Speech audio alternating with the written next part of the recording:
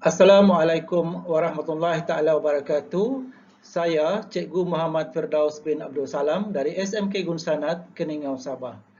Tajuk kajian tindakan saya, eFone, meningkatkan penguasaan fonologi dalam kalangan pelajar tingkatan 6. Tuan-tuan dan puan-puan, sebagai pendahuluan, fonologi merupakan satu daripada tajuk yang terkandung dalam Sukatan Bahasa Melayu Semester 1 peringkat STPM. Dari segi pelaksanaan PDPC tidak jauh berbeza dengan pelaksanaan mata pelajaran lain. Maksud saya, lebih merupakan kepada berpusatkan bahan ataupun berpusatkan pelajar. Sementara dari segi pentaksiran, untuk bahagian A, pelajar-pelajar akan dinilai melalui soalan-soalan aneka pilihan sebanyak 20 soalan, bahagian B, analisis dan kritis, dan bahagian C, penulisan karangan tidak berformat. Ini bermaksud untuk tajuk fonologi lebih dinilai dalam bentuk aneka pilihan.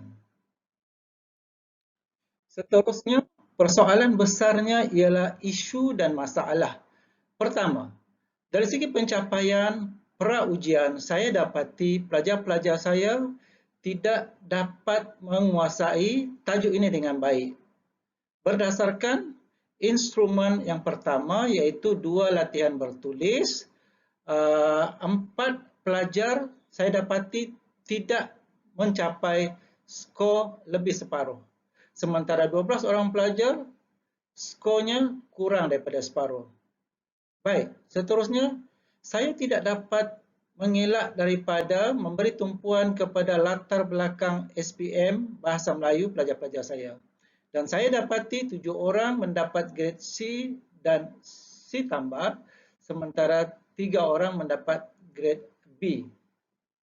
Seterusnya, dari segi amalan PDPC yang saya laksanakan dalam tempoh 4 minggu secara bersemuka, masalahnya dari segi pematuhan SOP dan mengurangkan interaksi secara bersemuka, dan saya dapati ada sedikit kekangan yang menyebabkan pelajar-pelajar saya kurang mendapat input yang terbaik. Dan akhir sekali saya dapati fonologi ini merupakan tajuk yang baru bagi mereka. Maksud saya, pada peringkat SPM, mereka tidak pernah pun diperkenalkan dengan tajuk ini. Jadi melalui soal selidik dan juga temu bual, memang saya dapati pelajar-pelajar saya menganggap bahawa fonologi merupakan tajuk yang sukar bagi mereka. Seterusnya, kajian tindakan ini menyasarkan 16 orang pelajar yang merupakan kelas seni visual semester 1, dan daripada 16 orang pelajar itu 10 orang pelajar perempuan dan 6 orang lelaki. Dan dalam profil ini juga saya kemukakan grade Bahasa Melayu peringkat SPM mereka seperti yang tertera dalam slide berkenaan. Tuan-tuan dan puan-puan, fokus kajian ini ialah mengkaji kaedah atau bahan yang sesuai digunakan dalam PDPC yang berfokus kepada elemen fonologi untuk pelajar tingkatan 6. Berdasarkan fokus kajian itu, objektif kajian ini ialah meningkatkan penguasaan pelajar tentang elemen fonologi.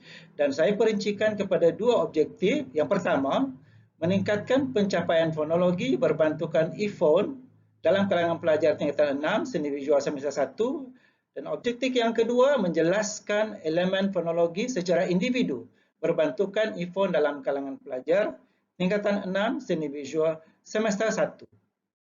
Seterusnya, persoalan apa itu eFone sebenarnya? Baik, eFone ini merupakan satu bahan bantu mengajar yang berbentuk infografik seperti yang tertera dalam slide itu, yang mengandungi carta diftong, carta vokal, carta konsonan, raja artikulasi, rujukan, serta latihan yang berbentuk digital. Seterusnya ialah pelaksanaan intervensi yang bermula dengan langkah pertama yang merupakan penerangan guru. Penerangan guru di sini bermaksud guru menerangkan elemen fonologi yang berpusatkan eFone. Yang kedua, penerakan pelajar Maksudnya di sini pelajar-pelajar mencari rujukan, sama ada rujukan melalui buku, termasuklah rujukan melalui digital tadi. Dan seterusnya langkah 3, kolaborasi pelajar dan guru, dan di sinilah berlaku input-input tambahan, termasuklah soal jawab secara lisan antara guru dan pelajar. Dan lebih istimewa lagi, langkah 4 ini lebih kepada penerangan pelajar. Penerangan pelajar yang saya rujuk kepada kebolehan pelajar untuk membentangkan elemen fonologi tadi. Seperti yang tidak mencari dia berada di depan. Jadi kalau mau sebut ini tidak berada di tengah. Oke, berada di depan. Jadi kalau tidak tidak berada di tengah.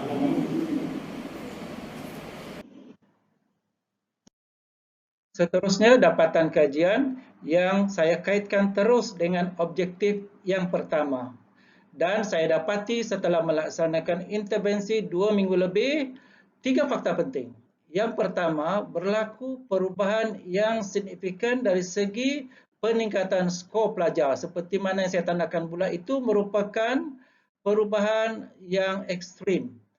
Fakta yang kedua, kalau sebelumnya semasa pra-ujian, markah tertinggi ialah 12 markah, tetapi selepas pra-ujian, skor markahnya melebihi 16 markah. Dan fakta ketiga, saya dapati keseluruhan pelajar telah menunjukkan peningkatan dari segi markah. Seterusnya, objektif yang kedua dan 3 fakta penting yang saya dapati berdasarkan pemerhatian saya. Yang pertama, pelajar-pelajar mampu menjelaskan elemen fonologi secara individu. Malah dalam fakta yang kedua ini saya kaitkan pelajar-pelajar mampu untuk bersoal jawab.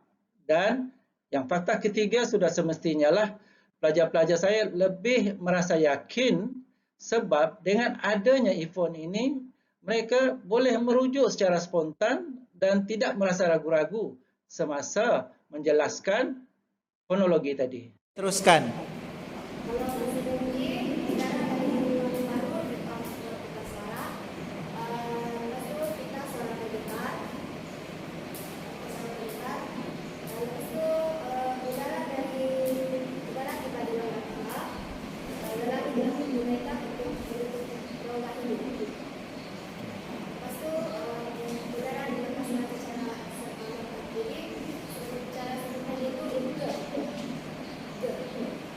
Apa beza K dengan G?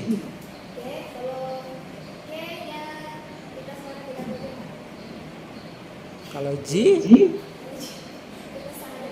Betul. Tuan-tuan dan puan-puan, seterusnya saya ingin membentangkan refleksi dan kesimpulan. Saya dapati e-phone memiliki kekuatan yang tersendiri sebab dia merupakan bahan grafik yang lengkap. Saya gambarkan seperti ini, ibaratkan sebuah buku dan saya menerjemahkan satu bab dalam sekeping kertas. Jadi inilah kekuatan yang saya nampak yang sebenarnya boleh membantu pelajar saya. Yang kedua, e-phone ini berbentuk pameran dalam kelas yang saya cetak dalam saiz 4x8 kaki dan sentiasa dipamerkan di dalam kelas. Jadi maksudnya pelajar itu setiap hari akan merujuk e-phone.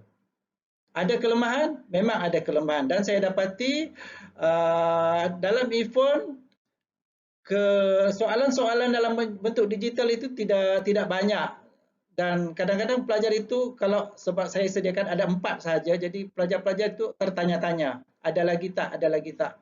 Jadi akhir sekali e-phone ini merupakan gabungan pembelajaran konvensional dan juga digital dan mudah diadaptasi untuk tajuk-tajuk yang lain. Dan saya sudah merancang untuk semester 2 akan datang, kami masih ada tajuk sintaksis dan juga morfologi. Kenapa tidak? Saya akan membuat satu lagi bahan grafik yang serupa dengan e-phone, tetapi tajuknya lain.